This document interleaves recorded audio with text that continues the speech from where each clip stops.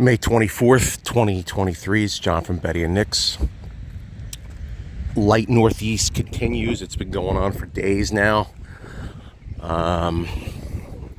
Still wake up in the morning and the temperatures are in the 50s. Still got another 30 days till summer. Oh, they're nice. They tamped this all down, flattened it all out. This is nice. All right, so anyway,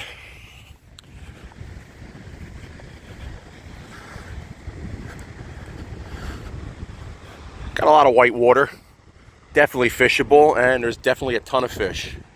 Almost everybody that's coming in past couple days have been getting bass, mostly on clams.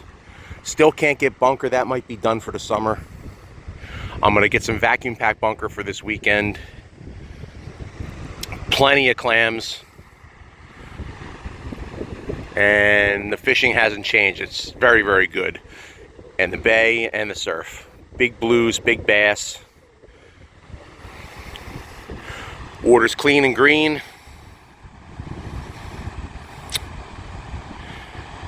Might start to get a little dirty if this northeast keeps up, but it's very light.